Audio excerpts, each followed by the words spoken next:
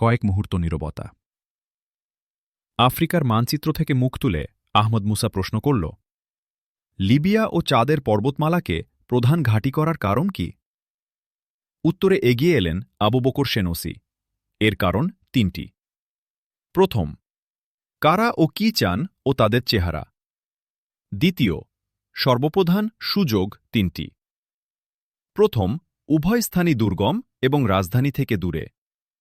চারদিকে পার্বত্য ও বেদুইন গোত্র আমাদের বন্ধু। দ্বিতীয়, এখান থেকে বিভিন্ন আফ্রিকান মুসলিম দেশের সাথে ঘনিষ্ঠ যোগাযোগ রাখা যাবে। তৃতীয় কারণ, অস্ত্রপাতির সরবরাহ এখানে নিরাপদ হতে পারবে। বন্ধুদেশ সুদানের পথে, লোহিত সাগরের পথে সহজেই আমরা কোনো সরবরাহ পেতে পারি। আর উত্তর দিকে ভূমধ্য সাগরের পথে সাইরেনিকা ও লিবিয়া মরুভূমির মধ্য দিয়ে সকল রকমের সরবরাহ নিরাপদে আসতে পারে। সাইরেনিকার নির্জন ও দুর্গম সমুদ্রতীর এবং এর গভীর পার্বত্য বনাঞ্চল এ কাজের খুবই অনুকূল। সাইরেনিকার আরব বেদুইনদের অমূল্য সাহায্য আমরা এ কাজে পাব। বেদুইনরা সাম্রাজ্যবাদীদেরকে মজ্জাগতভাবে ঘৃণা করে। ইতালীয় কোম্পানিদের উপনিবেশী নির্যাতনের কথা বেদুইনরা আজও ভুলে নাই। আজও সাইরেনিকা আর লিবিয়ার পথেঘাটে প্রান্তরে নির্যাতনের স্বাক্ষর জীবন্ত হয়ে আছে। বেদুইনদের পানিকষ্ট দিয়ে মেরে ফেলার জন্য যে অসংখ্য কূপ সিমেন্ট দিয়ে বুজিয়ে দেওয়া হয়েছিল তা আজও তেমনি আছে। লিবিয়া ও সাইরেনিকার বহু স্থানে ধ্বংস হয়ে যাওয়া এমন বহু জনপদ পাওয়া যাবে যেগুলো একমাত্র পানির অভাবে বিরান হয়ে গেছে। ঘাঁটি হিসাবে কুফরা আর লিবিয়ার মরুভূমির দক্ষিণ সীমান্তের পর্বতমালাকে নির্বাচনের আর একটি বড় কারণ হল, আজও এ অঞ্চলের লক্ষ লক্ষ মুসলিম বৃদ্ধ ও তরুণদের মনে সেনৌসি আন্দোলনের আদর্শ ও আব্দুল করিম রিনফের জ্বালাময়ী প্রেরণা রূপকথার মতো হলেও জীবন্ত হয়ে আছে। আহমদ মুসার চোখ দুটি খুশিতে উজ্জ্বল হয়ে উঠেছিল। সে বলল, আপনাদের দূরদৃষ্টি অত্যন্ত প্রশংসনীয়। আমি বিশ্বাস করি বিজয় আপনাদের সুনিশ্চিত। আপনাদের পিছনে সেনৌসি আন্দোলনের ঐতিহ্য রয়েছে, আব্দুল করিম রিফের প্রেরণা রয়েছে, আর রয়েছে হাসানুল বান্নার সংগঠন ও আত্মত্যাগের শিক্ষা। মোস্তফা আমিন চুগতাই বললেন, তিনি রিপোর্ট এখনও শেষ করতে পারেননি। রিপোর্ট তিনি সমাপ্তি অধিবেশনে পেশ করবেন। রিপোর্ট অধিবেশন তখনকার মতো স্থগিত হল। আহমদ মুসা টেবিলের পাশে একটি বোতাম টিপে ধরল। কিছুক্ষণ পর একজন লোক প্রবেশ করে সালাম জানাল। মুসা বলল, আলী এফেন্দির কোনো খবর নেই? জি না, আমরা কন্ট্রোল রুমে যেতে চাই। তুমি জামিলকে বলে ৭০ ব্যবস্থা করো। তারপর সকলের দিকে ফিরে হেসে বলল, ভাই আমিন চুগতাই জানতে চেয়েছেন কিভাবে আমরা ইসরায়েলের বিরুদ্ধে অগ্রসর হচ্ছি। তার জন্যই এ ব্যবস্থা। আবু বকর সেনৌসি মৃদু হেসে বলল, আমরা আমিন ভাইয়ের কাছে এজন্য কৃতজ্ঞ। পাহাড়ের কয়েকটি অন্ধকার আঁকাবাঁকা গলি পেরিয়ে ৮টি ছায়ামূর্তি ত্রিকোণ একটি জায়গায় এসে দাঁড়াল। জায়গাটি স্বল্প পরিসর। একটি প্রকাণ্ড পাথর উত্তর দিক থেকে এসে মাথার উপর ছাদের মতো আড়াল সৃষ্টি করেছে। তারা ওখানে পৌঁছাতেই উত্তর পশ্চিম কোণ থেকে একটি পাথর সরে গেল এবং সঙ্গে সঙ্গে এক ঝলক সন্ধানী আলো এসে তাদের চোখ ধাঁধিয়ে দিল। আহমদ মুসা সবাইকে নিয়ে সে উন্মুক্ত পথ দিয়ে ভিতরে প্রবেশ করল। আবার পূর্বের মতোই সে গলি পথ শুরু হল। দুধারে পাহাড়ের দেয়াল। অন্ধকারে কিছুক্ষণ চলার পর এক জায়গায় এসে থমকে দাঁড়াল আহমদ মুসা। পাশে একটি নির্দিষ্ট জায়গায় প্রথমে ৩টি জোরে এবং পরে ৫টি আস্তে টোকা দিল।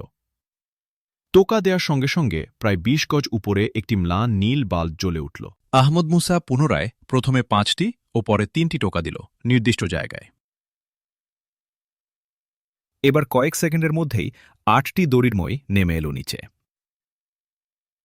ঢাকনির বিপ্লব পরিষদের মওলানা ফারুক হেসে বললেন, আবার একই ট্রেনিংয়ে পাল্লায় ফেললেন?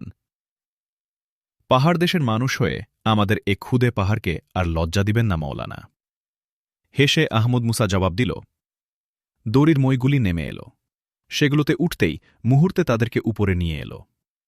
তারা একটি কংক্রিটের ছাদে গিয়ে দাঁড়াল। ছাদটি বিরাট প্রশস্ত।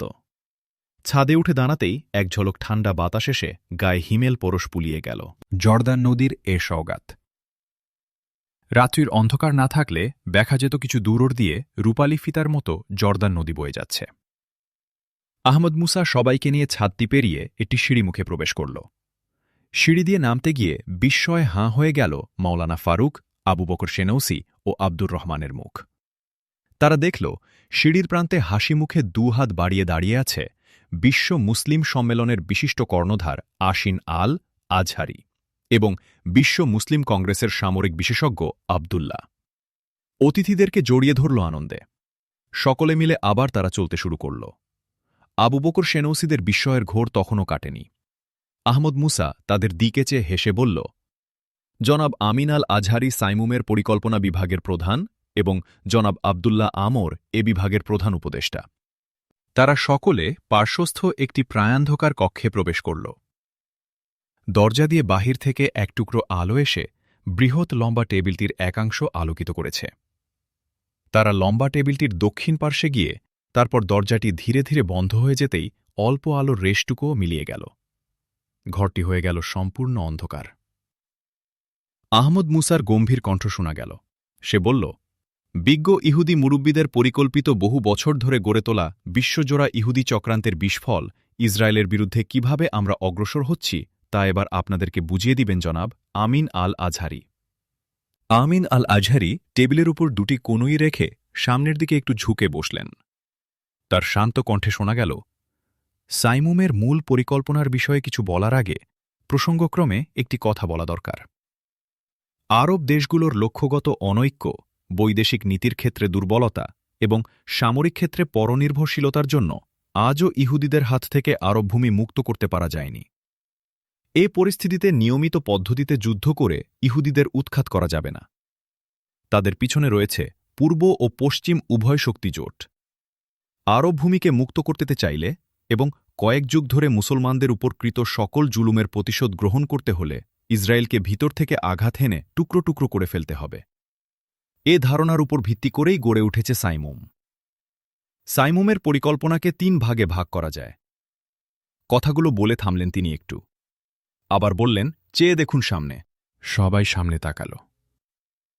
কোথায় যেন খুট করে একটু শব্দ হল। দেয়ালের কাল সীমান্ত রেখায় ইসরায়েলের একটি বিরাট মানচিত্র স্পষ্ট হয়ে উঠল। তারপর মানচিত্রের বিভিন্ন স্থানে ফুটে উঠল অসংখ্য নীল বিন্দু। আমিন আল আজহরি শুরু করলেন, ইসরায়েলের মানচিত্রে যে নীল বিন্দুগুলো দেখছেন ওগুলো ইসরায়েলের গ্রাম। গুনে গুনে দেখুন, ওদের সংখ্যা ২৩৯৯টি হবে। প্রত্যেকটি গ্রামে ৭ সদস্যের একটি করে বিপ্লবী ইউনিট প্রতিষ্ঠা করেছি আমরা। ইউনিটের অধিকাংশ সদস্য প্যালেস্তাইনের ছদ্মবেশী আরব মুসলমান। সুদীর্ঘ ৬ বৎসর অবিরামভাবে কাজ করেছি আমরা এই ইউনিটগুলো প্রতিষ্ঠা করতে। প্রতিটি গ্রামের মাটির তলায় একটি করে ক্ষুদ্র অস্ত্রাগার তৈরি করেছি। পূর্বে অস্ত্রাগারগুলো প্রায় শূন্য ছিল, কিন্তু গত ১৯৬৭ সালের জুন যুদ্ধের পর সিনাই মরুভূমি থেকে কুড়িয়ে পাওয়া অস্ত্র দিয়ে তা আমরা পূর্ণ করে ফেলেছি। প্রত্যেকটি অস্ত্রাগারে রয়েছে ২ ডজন হাতবোমা, ৫টি রাইফেল, ৬টি পিস্তল ও একটি সাবমেশিন গান। বিপ্লবী ইউনিটগুলো প্রতিষ্ঠার সময় ইসরায়েলি গোয়েন্দা ও সৈন্য বিভাগের দৃষ্টি দেশের অভ্যন্তর থেকে সরিয়ে নেবার জন্য আমরা ইসরায়েলের সীমান্ত এলাকায় চালিয়েছি হাজার হাজার অভিযান। ইসরায়েল পাগল হয়ে উঠেছিল তার সীমান্ত নিয়ে। তাদের উন্মত্ত মানসিকতার পূর্ণ পরিচয় ফুটে ওঠে সাইমুমের ঘাঁটি সন্দেহে জর্দানের কারামা আক্রমণের মধ্যে। খুট করে আরেকটি শব্দ হল। মানচিত্রে সিনাই মালভূমির অভ্যন্তরে এবং গোলান হাইট থেকে প্রায় ৫০ মাইল ভিতরে ২টি বড় নীল আলো ফুটে উঠল।